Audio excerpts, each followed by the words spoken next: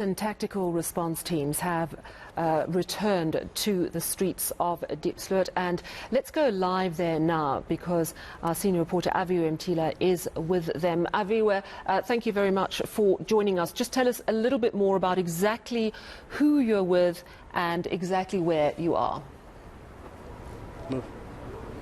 Sally, we're snaking through Diepsloot this very moment with this police convoy, of course, as they do those operations on the ground. The interesting thing is that it's from different police stations. This is Gauteng Public Order Police Station.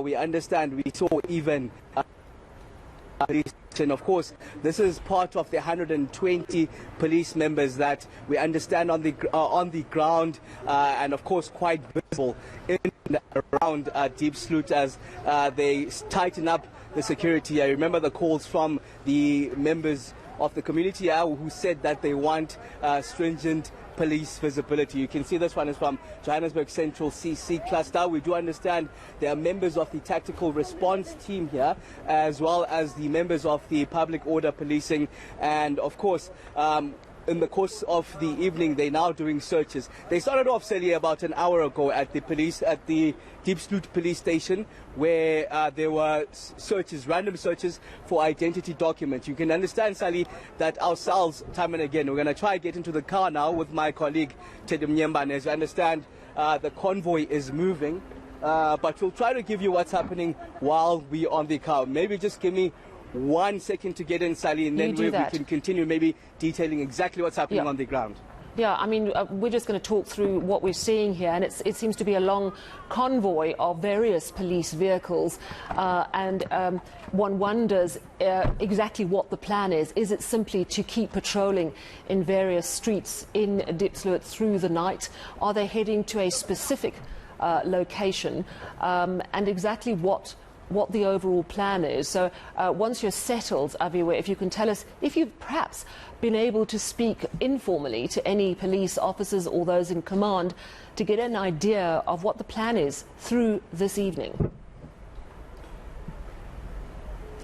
So, Sally, I've had a number of informal discussions with some of the South African Police Service members who tell me that, of course, this is part of the promise made by the police minister in terms of the visibility around Diepsloot, following, of course, those gruesome murders that we have been seeing. But, of course, what we saw outside the Diepsloot police station is the assistance that comes now from the South African Revenue Service, and the assistance coming from Home Affairs in terms of just random stops and searches for the identity documentation. You understand the claims that a lot of foreign nationals have now made Diepsloot their home, and of course the allegations from the community that a lot of the crime that we're seeing in and around Diepsloot is at the hands of these foreign nationals. So we're seeing now the South African Revenue Service quite visible as well. Well, they were there outside the Diepsloot police station just about an hour ago, but judging from what's happening on the ground, Sally, we've seen a number of police nyalas also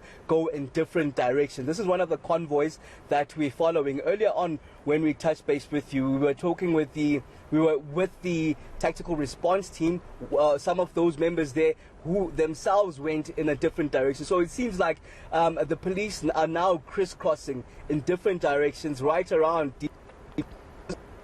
that we're following. I understand there's also public order policing joining this visibility project of the police on the ground. Yeah, part of those promises of the 120 members, and of course those 16 vans that are added on to those 6 that the Diepsloot police station originally had.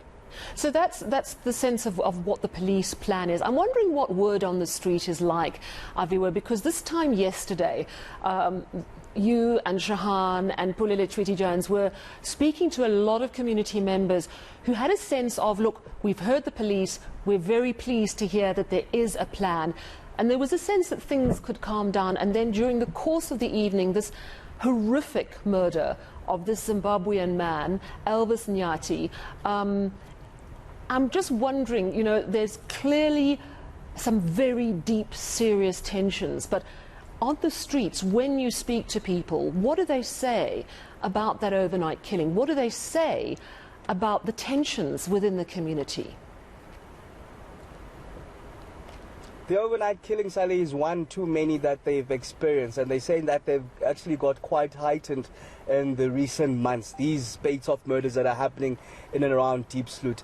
But on the ground, Sally, in speaking to some of the residents here, they're quite encouraged in seeing the visibility that came late last night. They're quite pleased. They feel much safer, as their biggest concern is, Sally, you can understand, my colleague going to show you around, it's the majority of the houses here are actual shacks, and the murder that even happened yesterday was in a shack. So there's not really much protection in terms of stopping criminals from coming in. Hence, they feel unsafe living here. The sleep doesn't even come immediately, fearing what might happen during the night. Because you understand just how gruesome these murders happen.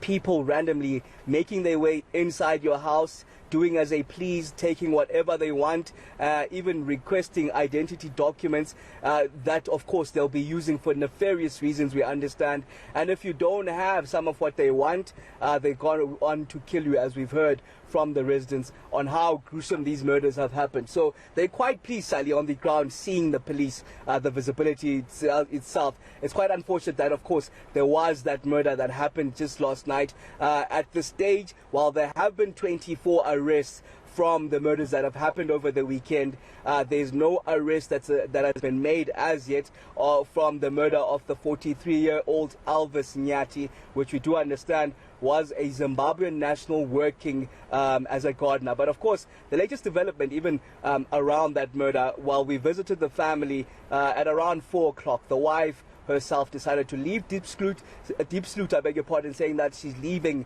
Diepsloot forever, fearing for her own personal safety. You can only imagine what she went through as she was there herself.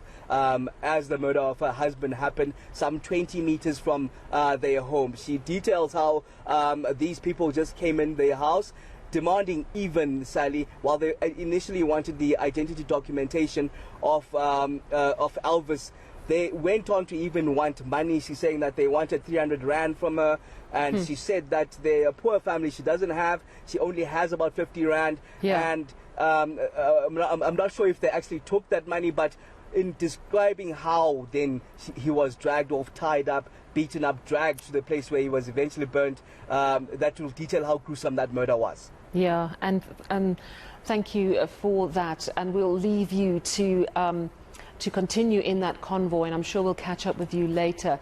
But last night's crime just highlighting the brutality of exactly the problems within that community. Thank you very much to AviweMtila this evening.